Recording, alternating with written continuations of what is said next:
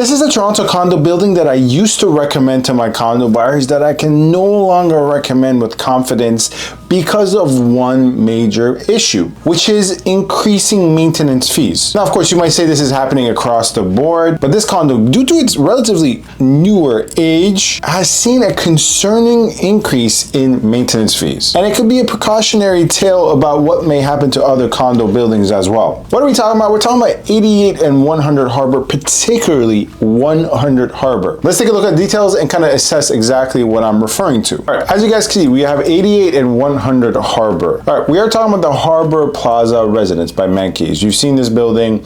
I've talked about it many times. It's these sister buildings. Geographically, they're located right at York and Harbor. And all things considered, I always rank these buildings as solid B to B plus, given the particular client's criteria, right? They're youthful, younger buildings, look very fancy, very stylish. The lobby is impressive, high ceilings, technically has two lobbies, one for the 88 and one for the 100 side. And it was always really highly sought after, sold at really high price per square foot, comparable to 10 York, comparable to 1 Bloor, which is its own story that I'll make another video on. But as you see, a total of 67 floors, 1,300 units between the two buildings, 88 and 100 Harbor, average price per square foot of $1,100 in a down market. This was much higher in 2023, 2022, of course, closer to 1,200. Some sales were going around $1,200 a square foot. Built in 2018. And of course, as the description here says, spectacular views, inspired amenities. It actually didn't have a gym inside the building. Residents will get a gym membership to the adjacent building, and also doesn't even have free visitor parking, right? The visitor parking is paid once again in the underground parking of the adjacent building. You might be wondering, well, what has happened to this building? What has happened to 100 and Harbor? Well, maintenances have shot up. As you guys know, it was built in 2018, but right now it's looking at maintenance fees that are closer to buildings that were built in the 80s and early 90s. No exaggeration. For the age, the maintenance fee is far too high in 100 Harbor. Now, before we get into the details here, 88 Harbor still to this day seems to be free of this issue, even though they're technically one legal condominium corporation. I'm not quite sure why the maintenance hike has impacted 100 so evidently, but not so 88. Nonetheless, we're particularly focusing on 100 Harbor. But let's take a look at what exactly has happened. As a point of reference, we have sales from 100 Harbor that occurred in 2023. All these sales we're seeing happen in 2023. We see, for example, this unit, we see the lowest price sale that happened was this unit, $495,000 for a studio unit, 2011.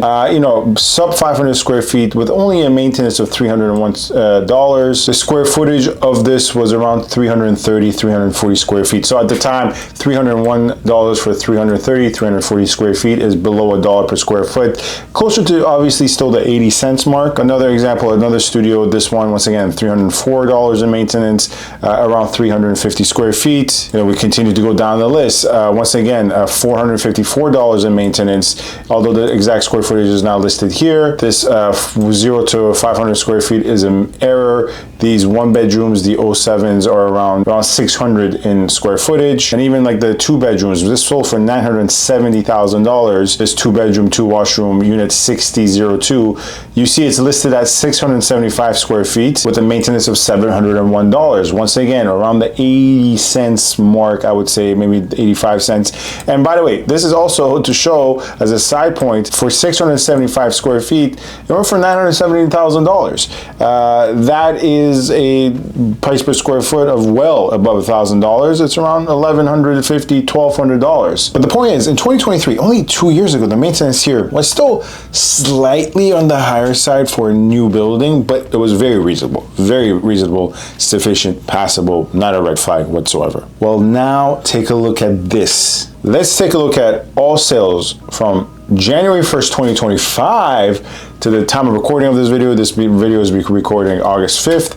We're going to do to August 4th, 2025. Here we have all, how many is this? 1, 2, 3, 4, 5, 6, 7, 8, 9, 10 sales that have occurred thus far year to date in 100 Harbor. Once again, we're putting aside 88. And take a look at this. The maintenances have absolutely skyrocketed. For example, here we have unit 3901. This is listed at 548 square feet. The maintenance is $591. This sale, 739 square feet. The maintenance is now at $805.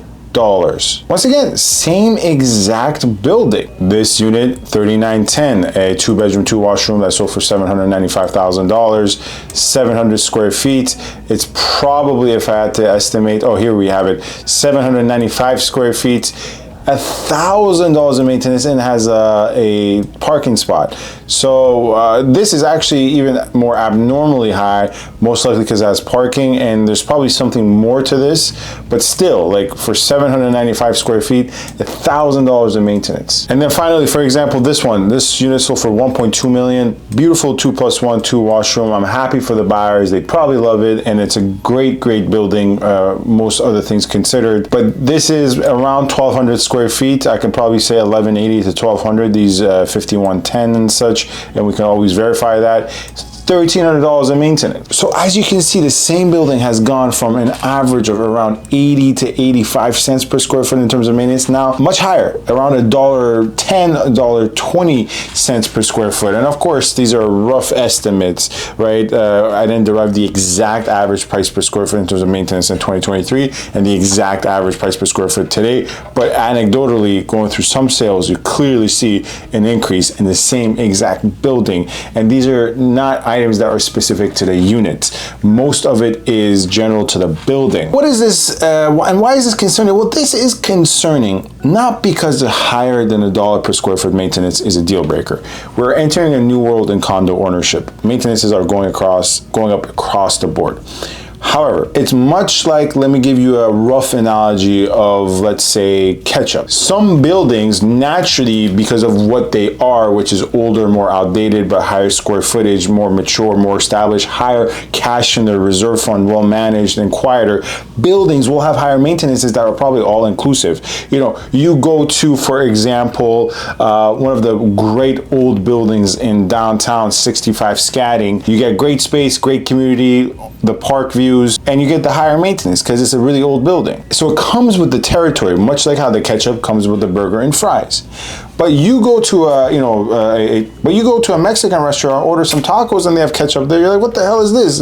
Tacos and ketchup, they don't go together if you're cultured. If you're uncultured swine, maybe. So for a portfolio of a building such as 88 and 100 Harbor, intended to be the latest, the greatest, the sexiest design in downtown Toronto, hip, trendy, classy, bougie, for it to have such high maintenance at this, it's only 7-year-old building at this point, is concerning, and it is a fact. And as a result, relative to the profile of the building, this high maintenance per square foot for 100 Harbor, it makes it a factor when I obviously recommend for or against it for clients. I'm way less keen to recommend this building to clients unless my clients, of course, at the end of the day, my clients, my buyers have the final say, right? So they give me the ingredients, I cook the meal. If you've worked with me, you've heard me say that many times. So if they're keen on it, of course, I'll show it. But at the end of the day, I always have to now, going forward, mention that I don't recommend it. It doesn't make the most investment sense. The maintenances are already so high at this early of an age. And once again, it's not conducive to its profile as a building. If you're gonna pay such a high maintenance, go into an older building that you're gonna get way more square footage for.